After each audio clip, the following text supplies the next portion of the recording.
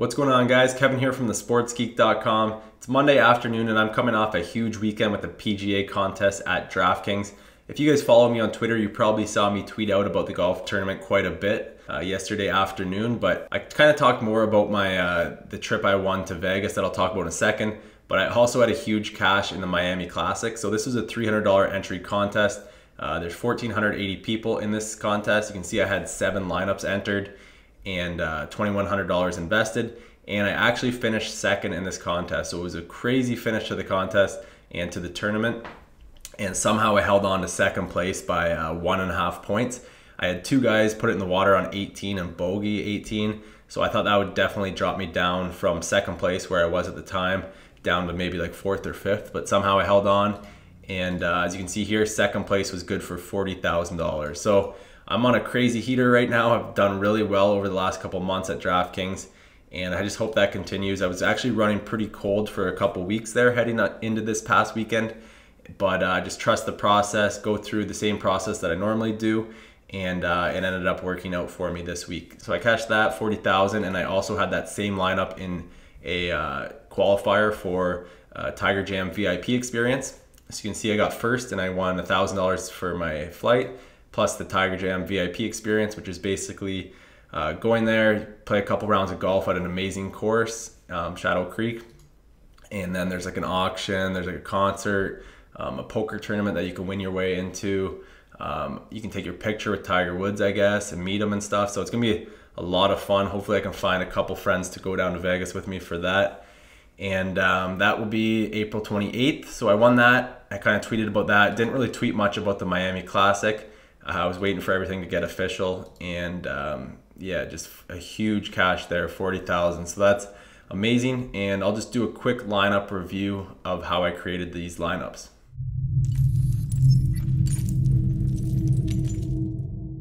All right, so I guess I'll start off by just looking at these players in this lineup and then kind of talking about how I create lineups for golf and how I kind of came about these lineups. So the players here, if you watched my video last week, my picks video for PGA, you'll notice that I had 3 of my 4 picks in this lineup. So Matt Kuchar, Adam Scott, and Jimmy Walker. These were guys that I really liked at the start of the week. I think I did my picks on Monday or Tuesday, and really liked these 3 guys. Also had Holman as a pick, but didn't have him in this lineup. These 3 guys I really liked, so that was just done from research. Jamie Donaldson was a guy I kind of started to like later on in the week after my video. He was 6,700, and I just liked his value, so I had him in about 4 of my 7 lineups as well. Kuchar was in 5, Scott was in 4, Walker was in 4. These were guys that I really liked. And then these other 2 picks here, Cabrera, Bello, and Danny Willett, were actually from my buddy Steve at golfbanker.com. I've talked about Steve in the past. If you guys haven't checked out his site, check him out at golfbanker.com.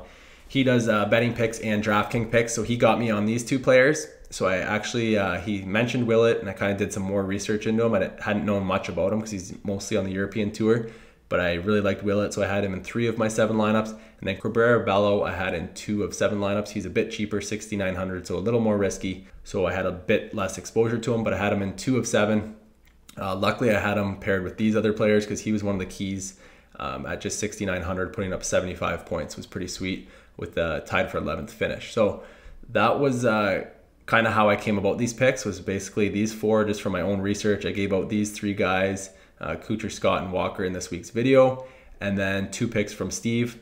And they were these were a lot of my core plays for the week that I had in these other lineups as well. I also had some Mickelson, some Fisher, some Fowler, a couple other players, but especially these 4 guys, or sorry, these 5 guys, Donaldson, Kuchar, Scott, Walker, Willett, I had all 5 of them in 3 or more of my lineups. So I had most exposure to these 5 guys.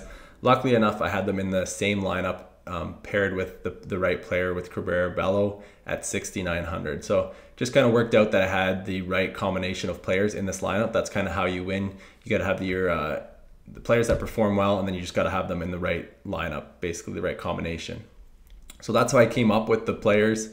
My own research here, Steve's picks here, and that's pretty much the 2 sources I follow, just doing my own research and then looking at Steve's picks and then looking a little further into them, picking out a couple of his picks to add into my own picks. So that's how I come up with the picks, and then my procedure kind of for making my lineups is basically to find out which players I like the most, set a rough exposure that I want to those players. So for someone risky like Holman, it might be like 20%. I might want them in maybe 2 of 7 lineups. But if it's someone that I really like who's a really good golfer, such as Adam Scott, maybe I'll want him in like 60 to 80% of my lineups. So I'll kind of find a rough exposure I want for those players. And then as far as finding players that I like for the week, I'll find players that I like, and then I'll also kind of eliminate players based on ownership. So if I have 2 players that I really like, for example, I really liked Adam Scott and Dustin Johnson this week for high price players. I eliminated Dustin Johnson mainly because of his high ownership. He won last year, so I knew he would be highly owned. So I kind of eliminated him. I did have him in like one of 7 lineups here, but he wasn't a top pick of mine.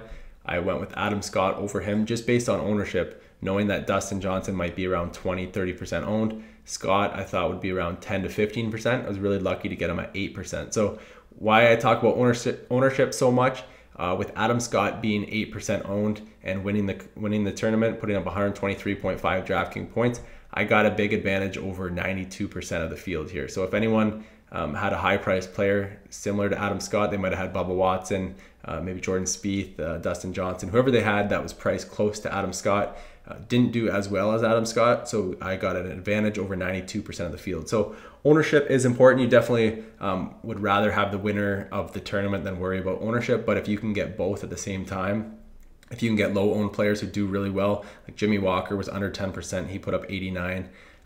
Willett was a popular pick, but he put up 94.5. So again, you can have popular picks and do well as well, obviously. But getting low owned players that do really well does give you a big advantage. So when you're finding golf players, you want obviously you want players that are going to do well for the tournament. But then if you've got a tiebreaker between a couple players, you want to pick the lower owned players. So that's basically how I come up with these lineups. How I created this lineup was basically just getting a core group of players, and it happened to be that these 5 were in my core group of players. They were actually my 5 highest rated players for this week, and then throwing in some extra picks as well, and then just hoping you have the right combination. So I was lucky to get Cabrera, Bello in this lineup with these 5 players, and it just happened to be the second place lineup. So that's basically how I do it. I hope this video kind of helped you guys understand how I create my lineups, and hopefully give you a bit of an edge for your picks upcoming this week. Hopefully I can do just as well this week and pick a winner at the Valspar Championship. So look out for those picks. If you guys like this lineup review video, make sure you click the thumbs up on YouTube so I know to keep making videos like this. Hopefully you guys find this helpful, and hopefully you guys win some money this week. All right, cheers guys.